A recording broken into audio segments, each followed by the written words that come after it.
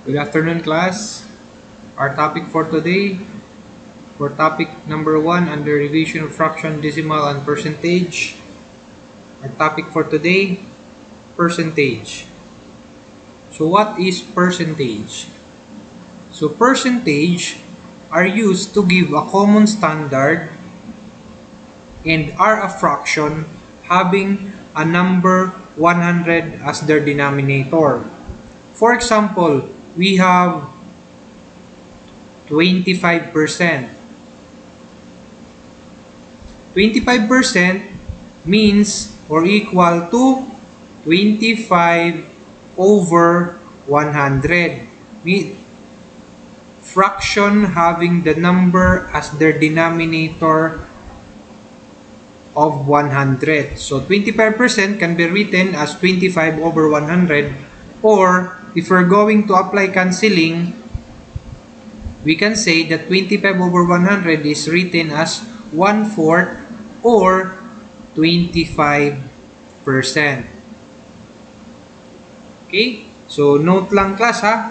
So during last September REE board exam, there are problems na nagkagawas percentage. Simple as that. Mga basic theory nagkagawas percentage. But of course, dili sugadin ka simple. Of course, there are specific problem mixtures na applied ng percentage. Amoy ta nagawas. Pero, of course, di rin mo maintindihan ano sa ka-problem kung waray ka background about percentage. Again, an aton percentage is a common standard or add the fraction having a number 100 as their denominator. Okay? So, klaro ini ha? Okay, let's move to our first example. So, sample number 21, we are asked to express as percentage for A, 1.875 and for B, 0.0125. Okay? So, the decimal fraction is converted into percentage by multiplying 100. If we have a decimal given, in order to express that into into percentage, for example, in this example, letter A, that is 1.875. So, in order to express that into percentage, we need to multiply 1.875 by 100%. Okay? So, our answer here is 1.875%. Again, how do we express certain decimal into percentage? We multiply it by 100. Okay. Therefore, 1.875 correspond to 1.875 times 100%, which is equal to 187.5. This is 187.5, not 1.875. Okay? 187.5%. Since we multiply 1.875 by 100, so we have an answer of 187.5%. Okay, going to our letter B. Okay, so we have 0.0125. So we multiplied it by 100%. How much do we have? That is 1.25%. So again, how do we express our decimal into percentage? We multiply it by 100%. Okay, moving on to our next example.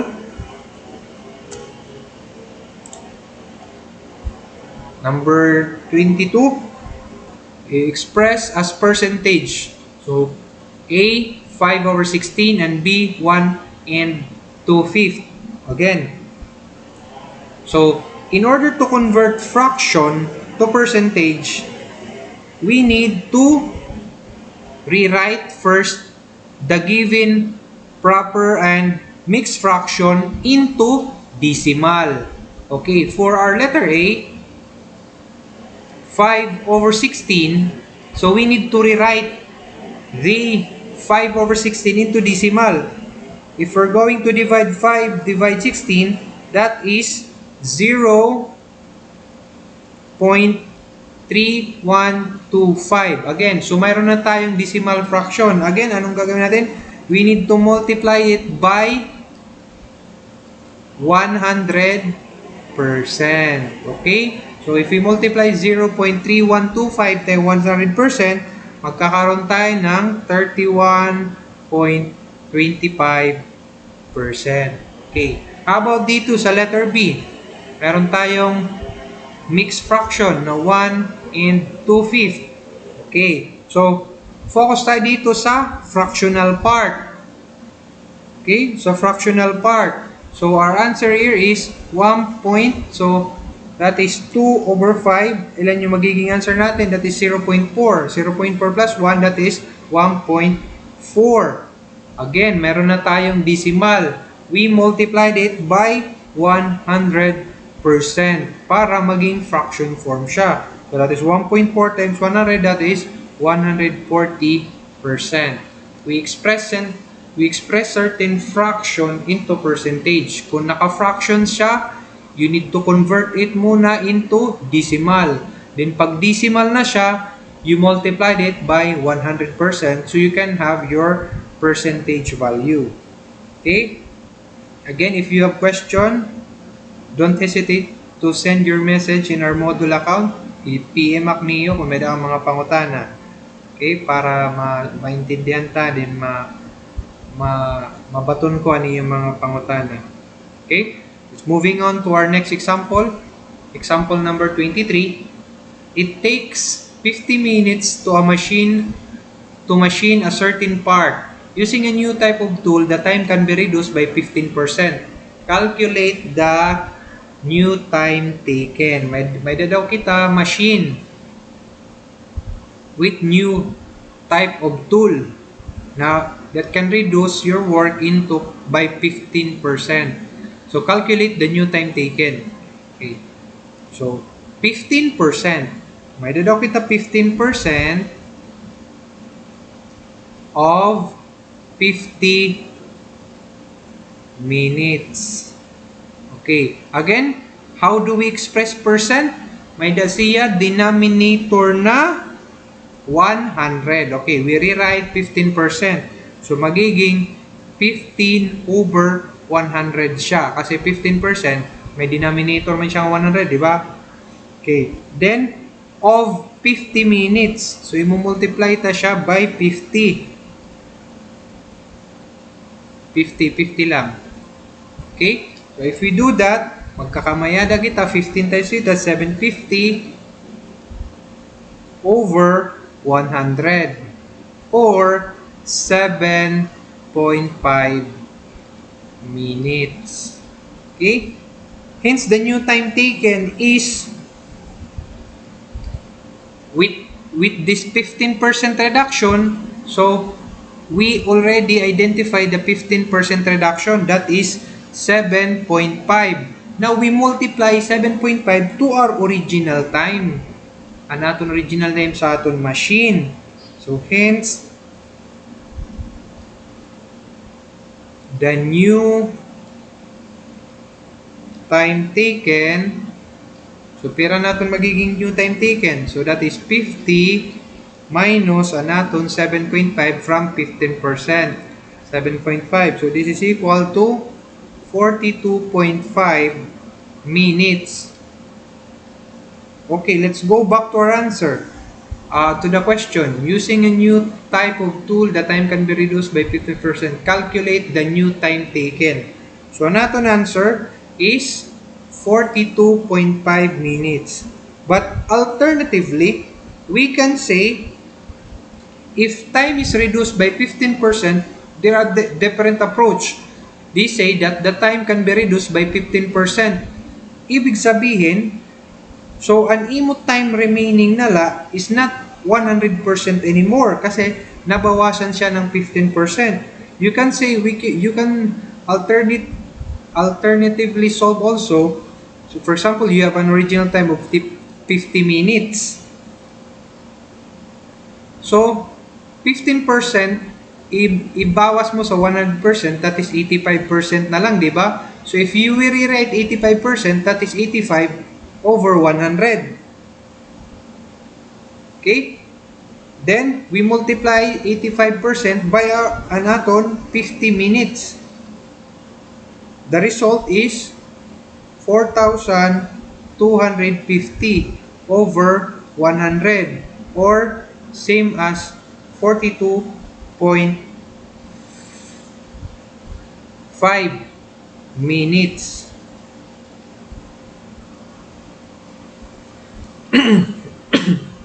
Okay? 42.5 minutes. So, same lahat on first process. Here, gingamit tan 85%. Gindidakta naton existing reduce 15% kasi nabawasan daw siya ng 15%. So, magiging 85% na lang siya. Then, yung 85%, we express it into percentage. So, naging 85 over 100 siya. Then, we multiply it to 50 minutes. We arrive to 4,250 over 100 or 42.5 minutes. So, same lang yung answer.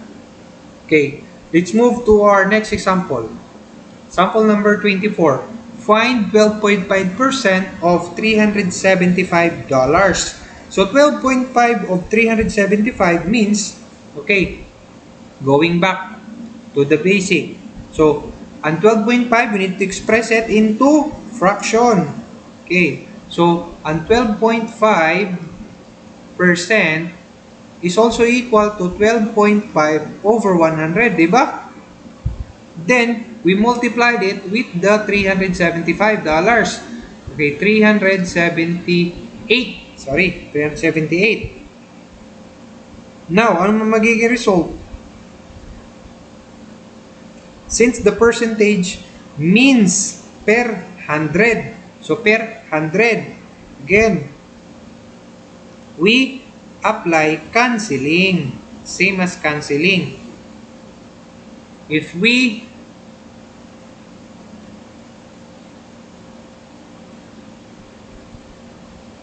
$12.5 or 100, if we divide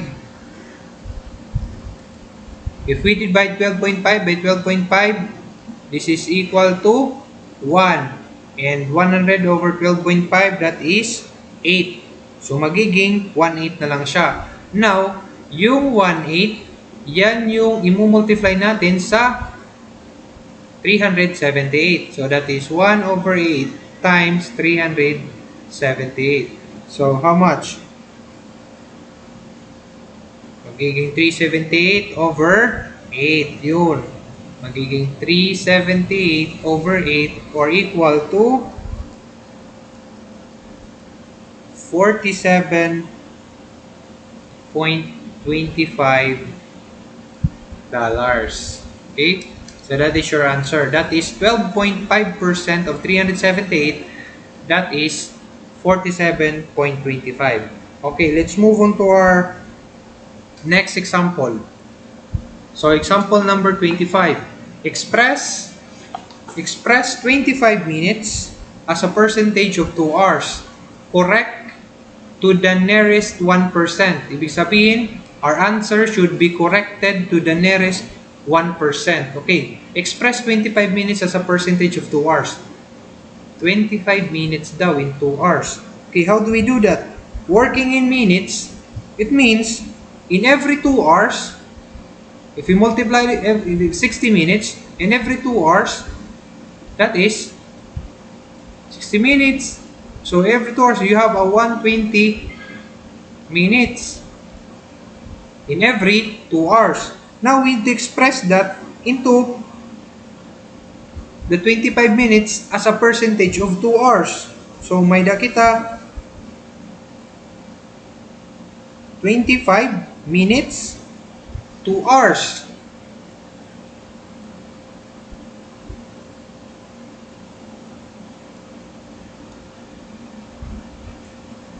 Okay, by canceling, okay, kung may da kita 25, so we have a 120 minutes. Okay, may da kita 25 minutes that is 25 over 120. 120 galing sa 2 hours ha. Kinonvert natin yung 2 hours to minutes. That is 120 minutes of 2 hours. Now, by canceling, if we divide 25 and 120 by 5,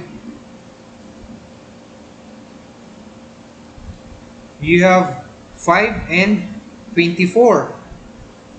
Or, expressing 5 over 24 to decimal fraction, you have 0.283. Okay? Then, how do we multiply? We multiply the decimal fraction, galing sa fraction, naging decimal siya, we multiplied it by 100%. Okay, so you have 20.83%. Now, the question is, correct answer to the nearest 1%. Again, yung first part natin in the decimal, sa decimal na topic, yung pagko-convert. Okay, so yung magiging final answer, correct to what? Nearest 1%. Okay? Therefore, since greater than 5 na siya, greater than 5 na siya, kailangan mo siya i-round off. So, magiging 21% na siya. So, your final answer, thus, your 25 minutes is 21% of 2 hours. So, we can say that your 25 minutes is 21% of 2 hours. Okay. So, corrected to the nearest 1%. Okay, so your answer is 21%, corrected to the nearest 1%. Okay? Okay, should we still have a sample problem? Yes, mayroon pa isa. Okay, so it's our last sample problem for percentage. A German silver alloy consists of 60% copper, 25% zinc, and 15% nickel. So determine the masses of copper, zinc, nickel in a 3.74 kilogram block of the alloy. Okay? So by direct proportion, so apply na tayo dito direct proportion. So if we sum 60%, 25%, and 15%, that's total of 85, 15, 100%. Therefore, by direct proportion, the 100% correspond to the 3.74 kilogram of block of an alloy. Okay, so again, we need to express this 2%. So we need to get 1% of this material. So therefore, 1% correspond to what? So 1% correspond to 3.74 kilogram over 100. So which is equal to your 0.0374 kilogram and 1%. Now, meron tayong, since it's a alloy, it's a combination of different metals, so I have a 60% copper, 25% zinc, and 15% nickel. So, kunin natin muna yung 60%. Start with 60%. 60% correspond to how much? That is 60 times yung 1%. 0.0374. So, that is equal to 60 times 0.0374 to 2.244 kilogram. How about yung zinc na 25%? Correspond to 25 times again to 0.0374. So that is 25 times 0.074 That is 0.935 kilogram. How about 15% nickel? 15% nickel correspond to 15 times 0.374. That is 15 times 0.0374. That is equal to 0.561 kilogram. Thus, to check if our answer is correct, we can say that 60% of copper is equivalent to 2.244 kilogram. For your zinc, 25% of zinc, that is 0.935 kilogram. And for your 15% nickel, that is 0.561 kilogram. Respectively. That is the total masses if you're going to check the sum if it is equivalent to 3.74. Okay, if we check,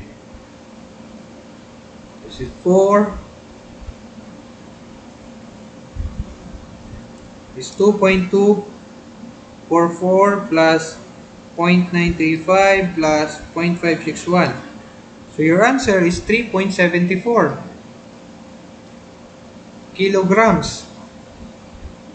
That is the same with the total 100% correspond. Okay? So, same lang siya. Next example, okay nan. Okay, so that's all for our topic percentage. I hope you get some new ideas in dealing with percentage. So your next topic is indices, standard form, and engineering notation. So, if you have question, don't hesitate to send your message para mabaton ko. I think that would be all for today, class. Thank you and have a nice day.